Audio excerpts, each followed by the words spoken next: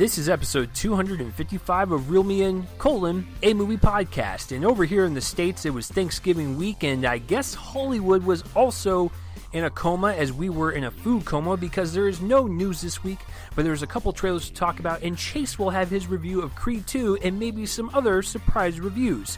All that and more on Reel Me In.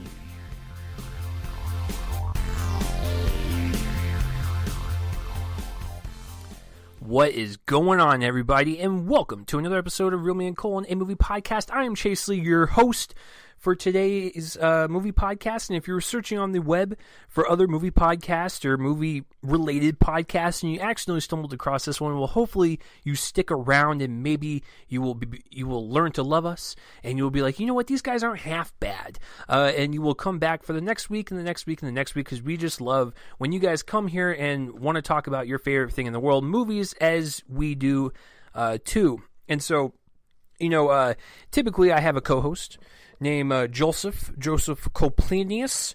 Coplinius is his real last name. Do not let him tell you otherwise. But no, he's not here this week due to technical difficulties. I don't know what the fate of the show is with Joel and myself because of these technical issues. It's just, internet, cell towers, it's just it's a thing that's very bothersome, and when you lose connections and stuff, it's just it makes it really difficult to record. So we're trying to figure it out for you guys because I want Joel to stay on this show as long as we are both alive and we are both kicking it for you guys because I like Joel on here and he tolerates me, but no, he's not on this week due to some technical glitches on the Skype calls that we get on. But for next week, for the next episode, he will be on there because we did record that one because that one was important to him, and we recorded that one earlier this week for you guys. So this week I am by myself, and as the intro stated, there is no news this week because it was kind of a light week regarding Thanksgiving and stuff. A couple of trailers to talk about, and then of course I'm going to give you guys my review of Creed 2, the new film in the Creed Rocky franchise, starring Michael B. Jordan and Sylvester Stallone, and directed this time by Stephen Caple Jr., and not by Ryan Coogler, so that will be fascinating, because I know for Joel, his favorite film of 2015 was the first Creed, and I really enjoyed the first Creed, so yeah, I will let you know what I thought, and I will review it for you guys, and I actually know Joel's thoughts as well, and then I will also direct you towards his website. So, this week has been kind of slow a little bit, which has been nice. I've been able to catch up on a lot of movies for, YouTube and you guys and stuff. And so I've been watching a bunch of screeners. So not only was it Pig Out Day here in the U.S. with Thanksgiving, and we're just stuffing our faces until we can't feel our face anymore and just go die in a food coma in the corner somewhere. But I also snuck in a couple of movies that I was able to watch at home via Screener Link, and then of course I caught something on Netflix, and then I'm going to watch a couple more screeners in the next coming week or so, and then have maybe some brief thoughts for you guys. But some of the things that I did see Ben is Back, which is the Lucas Hedges Julia Roberts movie where Lucas Hedges comes home, and he has a drug addiction, and his parents are kind of shocked or whatever, and so we kind of see that. And then also I saw The Front Runner with Hugh Jackman, based on the real-life story of American Senator Gary Hart, and he was almost president of the United States until the scandal of him cheating on his wife came out, and he definitely got his campaign derailed. And so I saw both of those, and I'm going to tell you right now, they both had the same grade. Both C's. I think they're both kind of just average. Some great things I liked about them, some not so great things. But if you want my full reviews, they will be on my YouTube channel at some point in the future. I'm also going to catch up on Wildlife and A Kid Like Jake. And hopefully I got more screeners coming here pretty soon for you guys. But this actually bleeds into what Joel and I are going to bring up for you guys. Now, we have a lot of changes coming January 1st in terms of how we structure the show, how long the show is going to be. When we record the episodes, they'll still drop on Sunday for you guys, but when we record the episodes, but one of the main, and we'll talk about all that, in a couple weeks from now, when Joel's back on the show. But for the time being, I can tell you guys this. I want to try to give you guys every single review that I do throughout 2019. So we will have the main shows on Sunday, and then we'll have other reviews sprinkled throughout the week. Now, in terms of my end, I will definitely record like a mini review of, a movie that has come out during the week that we didn't review on the show, and I will post that as like an extra mini bonus episode review, but it'll only be anywhere from like 5 to 12 minutes long. It's not going to be long at all, so you can get like little reviews here and there and little snippets. And then, of course, I asked Joel to do this as well, so he can give his like little mini thoughts or whatever. But we haven't worked out the logistics of that yet. Excuse me. And we'll see about that. But that is definitely for sure what one of the things is that I want to give you guys every single review I do, whether it's a part of the main show or a part of a little bonus episode. You guys will get everything that I put on my YouTube channel. You'll just get it in audio form. So, we'll figure out all the other stuff on Joel's end. And, of course, he will have more updates and details in terms of what we're doing to the show for next year. But that will be on in a couple of weeks. So I caught up on some screeners for you guys. And then also, I saw The Ballad of Buster Scruggs. Now, I know Joel wants to talk about this because it's maybe currently, possibly not, but maybe in his top 10 somewhere. Or maybe not. Or maybe in his bottom 10. I have no clue. Anyways, I saw that one, and I can tell you from my experience, I liked it quite a bit. I give it like a B+, maybe like an A-. It's the anthology film from the Coen brothers. I think some segments were a little better than others, but I think for the most part, it's still a really interesting, kind of unique Western that we haven't really seen in modern time, and it was just really entertaining, really fun, really depressing in some parts, but really well acted and really well shot with a really amazing score to accompany it. So I highly recommend it. If you're into the Coen brothers or Westerns, please check out The Ballad of Buster Scruggs. So that's all the things I kind of saw throughout the week and caught up on with you guys. I have yet to see Ralph Breaks the Internet. I'm going to see it in a couple days. So maybe I can have like, I don't know. I don't know what I'm going to do. Maybe I'll do like a mini review for you guys. I haven't figured that all out yet. Anyways, so I am by myself, so I can't bounce off of Joel with ideas or comebacks. It's just going to be me talking solo, just like the good old days if you were one of the old school listeners. So let's begin with the news. There is no news. Okay, well, that was easy.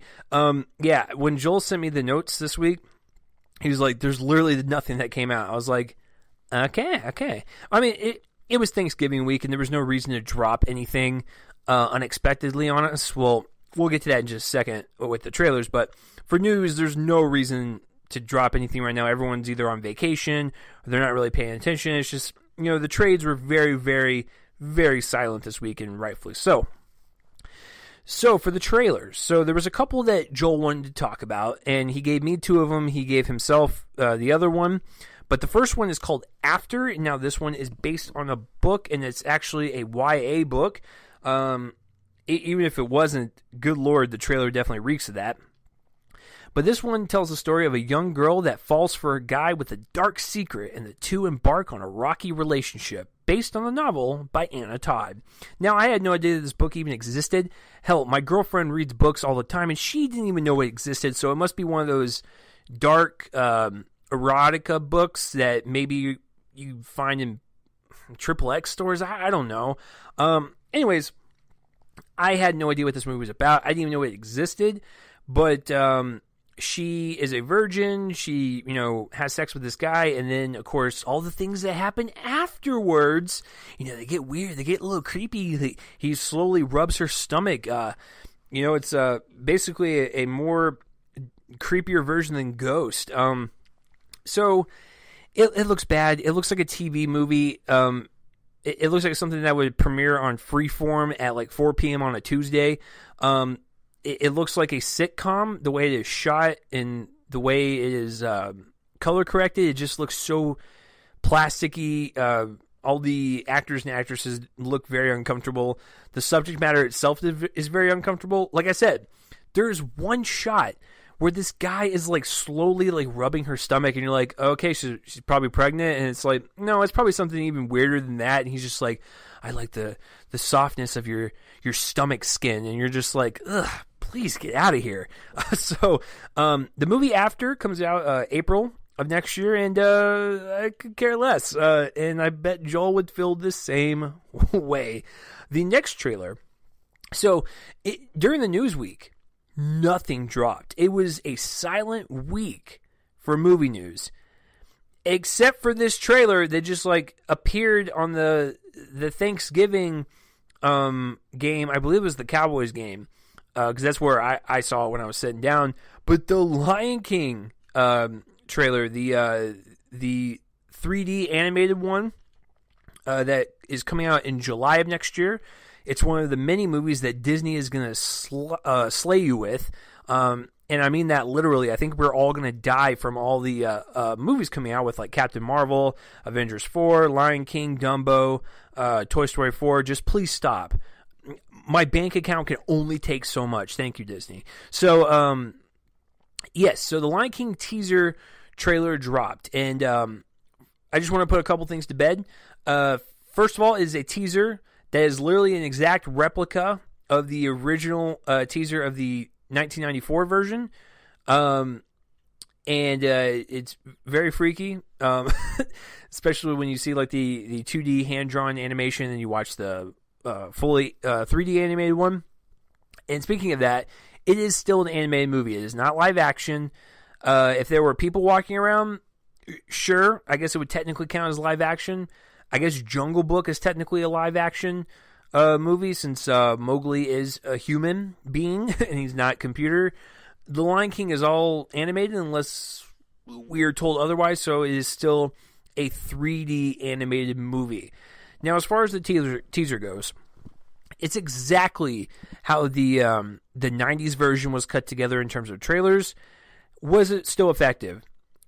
Sure. It's kind of unnecessary, but I like the look of certain animals. I like the look of the backgrounds and the actual environments. As far as the actual animals, I think Simba looks a little weird. But other than that, I think it's, a beautiful looking movie. Is it really necessary? Probably not. I'm actually looking forward more to like the Mulan live action movie, where like that one feels like that would benefit differently aesthetically with a live action retelling, rather than Lion King just basically upping the animation budget and just recreating the same exact thing. So who knows, but it's got a really stacked voice cast with like James Earl Jones, Beyonce, Donald Glover, Seth Rogen, Billy Eichner. It's a really good cast, and I can't wait to hear all their voices kind of interacting with each other with these iconic characters. But other than that, it was kind of like, hey, that movie's coming. All right. So it's whatever. But it's gorgeous though. Absolutely drop dead gorgeous, just like the Jungle Book movie, which the correlation there is the same director from Jon Favreau. All right. And the last trailer I want to talk about, and I know for a fact that Joel thought this was a fun trailer, and I agree with him, and it is Once Upon a Deadpool, which is basically the repackaging of Deadpool 2 into a PG-13 version with added scenes of the movie, as well as added improv scenes between Deadpool and Fred Savage, as Fred Savage is in bed and Deadpool is telling him about the movie, and it's a spoof on A Princess Bride. So I thought it was a really fun trailer. It was one of those things to where I didn't think it would come across well, but I thought some of the jokes landed. Some they didn't show much of the additional scenes, but they look, cheeky and fun. But the ending joke with the whole Beatles and 20th Century Fox and Marvel comparison to Nickelback was hilarious. And so I think a lot of people underestimate how funny Fred Savage is. Like, he's actually like a really funny actor. And the thing is, like, I grew up with him watching The Wonder Years when he was a kid, and then when he started becoming more prevalent in like movies and television shows when he's an adult, you're like, wow, he's got some really great comedic timing. And the first time I ever recognized him when he was an adult was actually Austin Powers Goldmember with the very famous mole on his face, and then Austin Powers making all the mole jokes. So that was my first kind of exposure to adult Fred Savage. And then of course, just a little side note, because I'm a 90s kid, his brother Ben Savage was the main actor on Boy Meets World, one of my favorite shows growing up. So the trailer itself was fun. I don't know if I will see it. If I get an invite to it, I will sign up for it. I'd be curious to see it. So a very fun trailer. Some of the jokes got me. And, a lot of people don't really want this movie to happen. I'm kind of with you. But at the same time, I think they should really push this ahead of its marketing. For every dollar on every ticket sold during its 12-day run in theaters, it's going to go to F Cancer, the cancer organization. And so I think they should lead off with that in their commercials and stuff. Like that part of the movie's kind of hidden, and it's just, I really wish they would put that forward, because that's a really great thing that Fox and Ryan Reynolds are doing.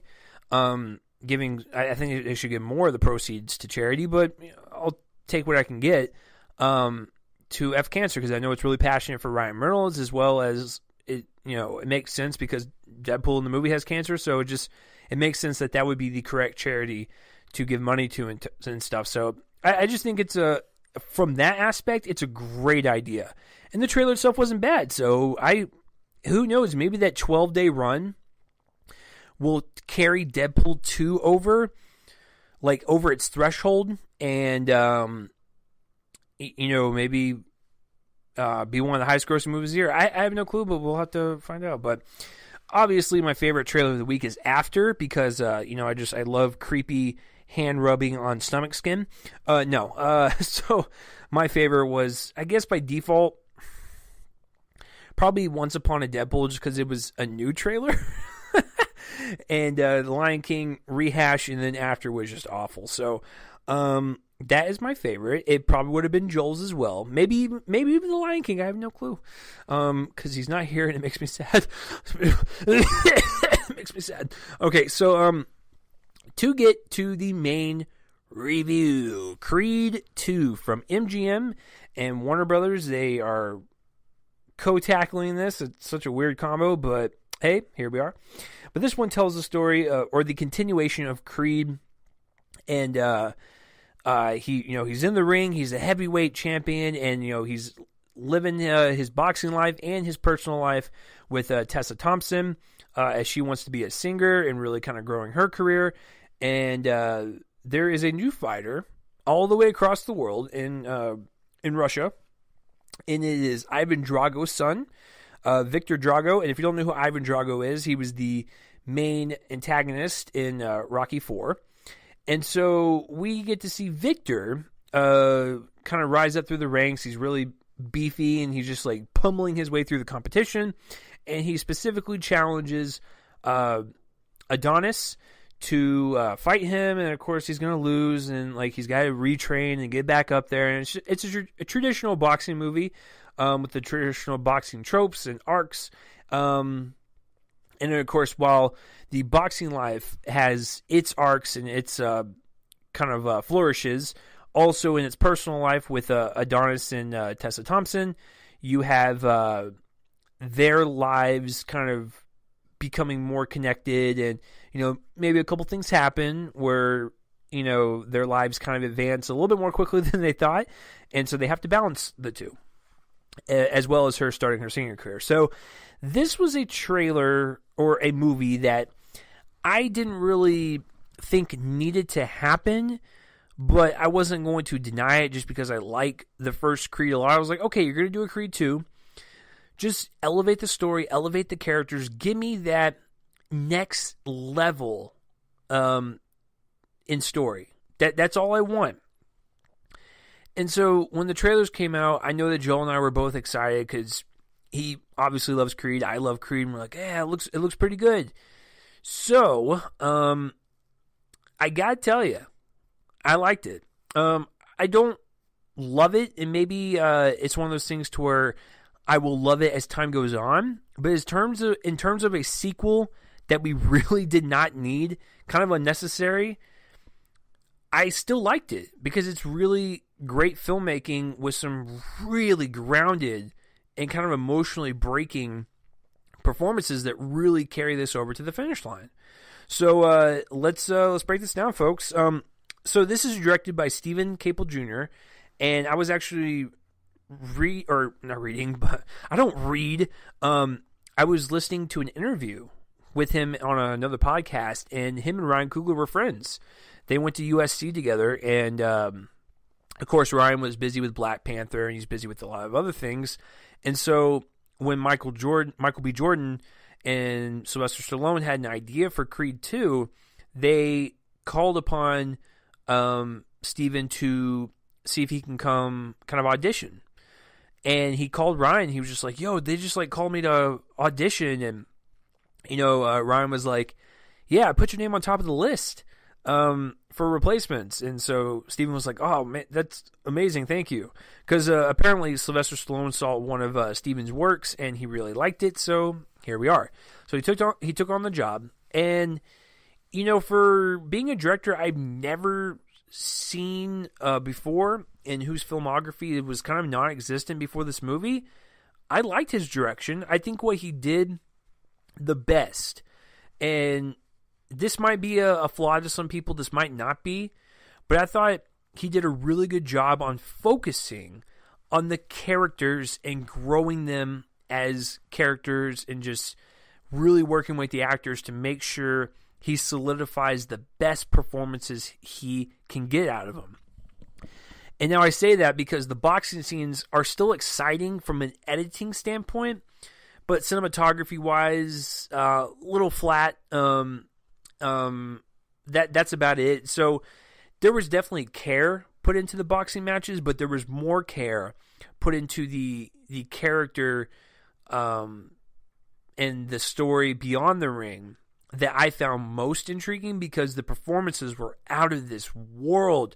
Sylvester Stallone, once again, delivers a great performance as Rocky Balboa. Now, this isn't really his movie, and it's not really, the Creed franchise is not really his franchise, but he's a nice supporting character in his own world, interacting with Adonis and, all the other players, around Creed. I just think that he's just a nice, wonderful addition. I think he gave a little bit of a better performance in the first one, but I still thought he was compelling enough to where I believed him in everything that he did. I wanted him to train Adonis and teach him how to be a better fighter and stuff, because Adonis doesn't have his father anymore, Apollo. So he's a wonderful father figure to Adonis, and I really felt that. And then Michael B. Jordan, he's such a force to be reckoned with, and so is Tessa Thompson. Their relationship is so genuine and just kind of just in the moment type of acting, to where you felt everything that they were going through, and even with some of the other life-changing things that happened to them. But Michael B. Jordan, there's one scene in particular that I was on the verge of tears because it was just so emotionally impactful and really stung my heart in the best way possible. And it's all in the performance, and it's all about Stephen Caple Jr. getting the best performances out of his actors to make sure we are fully invested into what they're doing. And of course, his relationship with Tessa Thompson, wonderful. Absolutely just wonderful. Like, you believe that they're a real life couple. Like, I'm shocked that they aren't a real life couple beyond the movie. So she once again does a great job. She also gives a really emotionally impactful scene in a hospital. It was actually literally like a few seconds after. Thinking of the wrong thing. It was definitely a few scenes after the Michael B. Jordan one, but it was still in a hospital, and that part also got me because it was a cry, an emotional cry of feeling like you have lost this battle and not knowing what to do, and you really kind of felt that because there's really nothing she could have done about it. But it still impacted her in a way to where it made me want to cry, and it was so well done, so well acted.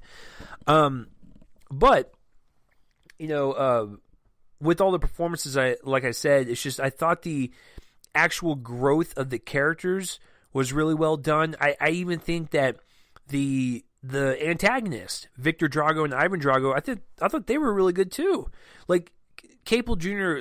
found a momentum with the Creed story while also peppering in some really great scenes with Dolph Lundgren and I forgot the actor's name that played Victor. I apologize, but he found time to kind of squeeze them in and show their struggling relationships and how Ivan is very, very aggressive towards his son and wants him to just get stronger, get faster, and just pummel everyone down so he can get to Creed and get his vengeance on Rocky. And it's just the anger and the passion that it just fuels Victor into almost being like a mindless robot for his dad, and then in some scenes snapping out of it and really going after him, going like, why am I fighting your fight type of deal. And it was really great father-son type of bonding that I really found just kind of like just grounded in the moment type of acting. And, Dolph Lundgren did a fantastic job as Ivan once again. So, acting all around and the actual, story outside of the ring, fantastic stuff. Now, to get to kind of the visual look, going back to the boxing a little bit, like I said, it was a little bit kind of dry, if you will, in terms of the cinematography. Nothing was really done in a way where I was like, man, that was really kind of interesting how they showed that. It was just like, hey, that was well shot. It shows the kind of grayness and the kind of like watered down, Philadelphia and the city and the neighborhoods and stuff. Like, it feels like a real grounded place, and just once again creating atmosphere for these characters to kind of play in. So there's that. And then to comment on the boxing scenes, I think they are edited very, very well as the whole movie. I think the whole movie is edited with such a nice rhythm and pace that I was just invested the whole way through, even if I knew what was going to happen. A lot of people are complaining, like, oh, this is just a traditional boxing film. It's got the traditional tropes. Yeah, no crap. That's the way these movies are built.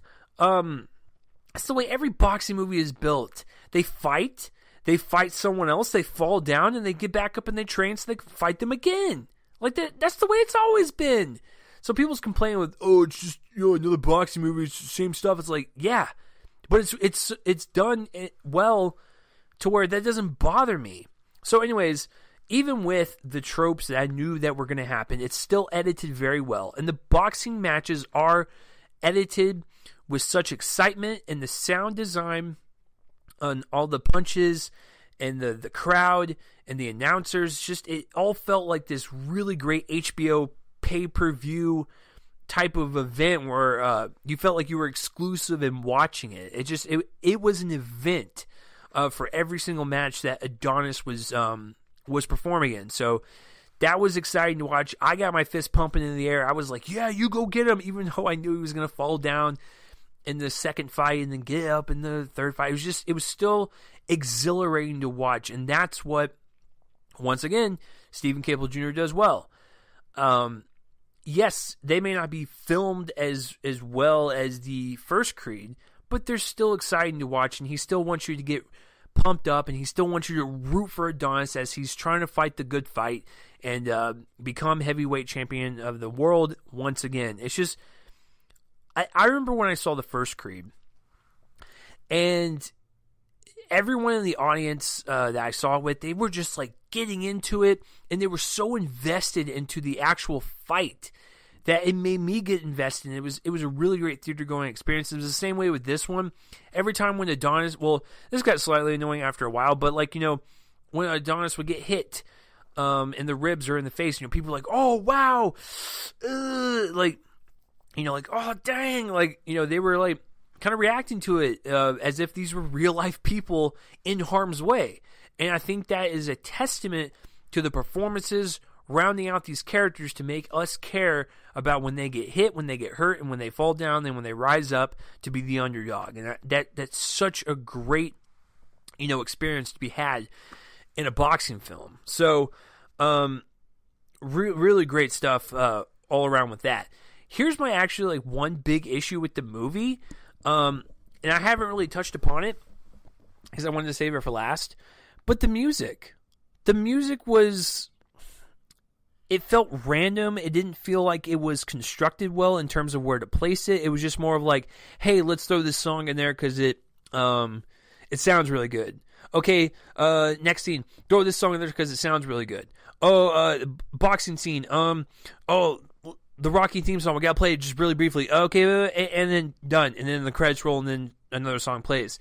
It just seemed like to me that the music was a second natured thing for this movie, because music in the Rocky franchise and even Creed is a staple. It is a staple for music to be in the correct place and in the correct moment, as well as a great sound or a score. Because like the soundtrack could be any song that could work with this within the scene. Which the music that Capel Jr. decided to choose, it's not bad music. It's just. It felt like it was just random, where it didn't really make sense with the scene, or he just wanted to put it in there because it sounded cool and didn't really make sense with the story. Now, the actual score of like the Rocky films and the Creed films, it's supposed to be like this triumphant, like underdog type of music. And yes, the Rocky theme is in there, but it's brief. And then the score overall, I wasn't feeling it. It was either too low in audio volume, or it was too high. So it just felt more like a nuisance than an actual like addition to the movie. So the score and the soundtrack, I thought, were a missed opportunity for this movie, and just really didn't make sense for me all around. It just felt really abrupt and random, and that's honestly my biggest complaint about the movie, is the musical accompaniment, basically. So I never thought I'd say that, but here we are. So I'm going to give Creed 2 a solid B. So what did you guys think of Creed 2? Comment in the places where I'll blow my face and let me know. But yeah, I just let you guys know what Joel thought of it. He liked it as well, and he gave it the same grade. He gave it a B as well. We both like it quite a bit. And if you want to read more of Joel's review, then you can go to his website, joelandfilm.com, and it's also linked in the description below. Now, let's get to the box office results. This week, there is going to be no guessing, because first of all, I'm not going to do that to myself, and second of all, Joel ain't here. So, just to let you guys know, there were some movies that opened up this week in the independent market. You have Shoplifters from Magnolia Entertainment. They opened up in 5 theaters to $88,000, which is about $17,600 per theater average. The Favorite from from Fox Searchlight also opened up to 4 theaters to, get this, $420,000.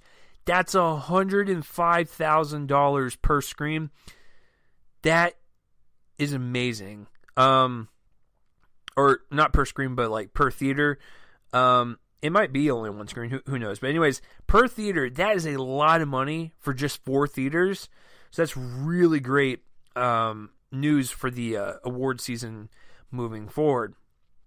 One of the new ones that opened up this week was Robin Hood. Yes, that did open up. No, you were not dreaming. It opened up to 7th place with $9 million, and there is no listed budget, and it opened up to a worldwide total of 22 because it opened up on Wednesday, so it had about 14 million domestically. There is no production budget, but I can tell you right now, that is a flop. I heard the budget was around 100 million. Someone's getting fired. Also, some of the smaller stuff, like rises and drops and stuff, before I get to the top 5, Green Book actually rose from 22nd place to 9th place on a almost 1,600% growth to $5 million because it gained over 1,000 theaters, and now it's up to $7.8 million. You have the frontrunner, which went from 35th place to 16th place, rose 735% for $630,000, with a grand total of almost $1.1 million. Not really good. At Eternity's Gate, which is the Vincent Van Gogh movie with Willem Dafoe, rose 128% with $211 million. Maria Baikalis, I believe that's how you pronounce it. It's a documentary. Rose 64% with $158,000. As far as significant drops, Overlord went from 8th to 13th place, dropping 71%. The Girl in the Spider's Web, a new Dragon Tattoo story, because that's the title that Sony wants you to call it. It dropped from 9th place to 21st place for an 86% drop. That is crazy. So it only made $347,000 this weekend. Oh, that's bad. Fantastic Beast dropped from 1 to 4 with a 52% drop, and which is a great segue into what the actual top 5 is. Bohemian Rhapsody came in at number 5th with $13.85 million, only dropping 13%. That's so good for that movie. I know a lot of people didn't care for it. I know Joel didn't care for it. I liked it even with its flaws, but it's doing fantastic on a production budget of $52 million. Domestically, it's got 152, and worldwide, it's got 472. That is such a huge hit for Fox. That's great. So number 4 was Fantastic Beasts, but it made $29.6 million. That's actually not good. I mean, it dropped 50%, so that is kind of good, but it dropped like 3 places. Yeesh. Even with 2 releases, it still should have gotten 3rd. On a production budget of $200 million, domestically it's at $117, and worldwide it's at $439. Doubling that with marketing, they still have a little bit to go before they can break even. Number 3 is The Grinch with $30 million, only dropped 20%. It's actually really good. It is from Illumination Entertainment, so its production budget is $10. But no, seriously, their production budgets are always small. At $75 million production budget, domestically it's at $180, and worldwide it's at $215. So doubling that marketing, I think it's doing okay. I think it's like it's been in the green for a little bit, but it's not like, a huge hit yet. Okay, so the new ones. Creed 2 came in at number 2 with $35.2 million. It opened up on Wednesday for a grand total domestically of $55 million. That's actually really good for that movie. There's no listed production budget, but I'd say it costs maybe anywhere from $20 to $30 million. So even with doubling that with marketing and stuff, it's actually going to be pretty close to just breaking even, and within its first not even full week yet. So that's fantastic. And number 1 is Ralph Breaks the Internet with $55.6 million. It did open up on Wednesday as well as Creed 2. So domestically right now, for its total Wednesday to Sunday run, is 84, and worldwide it's at 125 with no listed production budget, but it's probably pretty close to Fantastic Beast budget, which is around $200 million. Maybe even a little less, which would be even more embarrassing. But Yeah, so you have that. And I told you guys about the other drops and rises and stuff. So there is the box office numbers for the week.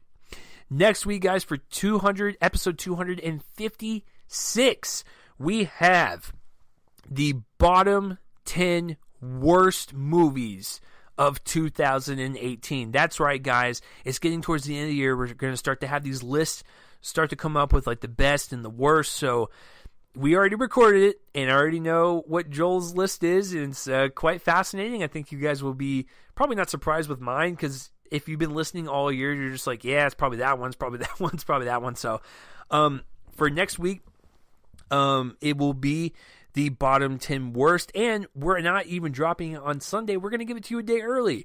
So we're going to drop it on Saturday, December 1st at 10 a.m. Central Standard Time, because that is when December 1st is, and we will have it line up right when December starts, so we can let you guys know what the worst of the year is so far. So look forward to that on December 1st. But for this episode, please comment down below all the stuff that you heard me talk about today, and all that good stuff. And of course, please spread this around and let people know this is the definitive movie podcast, and this is what you like listening to. And hopefully, we can get more people to come listen and join the Real Me In community. I am Chase. Unfortunately, Joel is not next to me. He's not even on a Skype call. I'm all alone.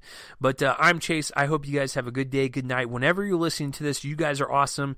And this has been episode 255 of Real Me In: A Movie Podcast. Peace out, everyone. You guys are awesome.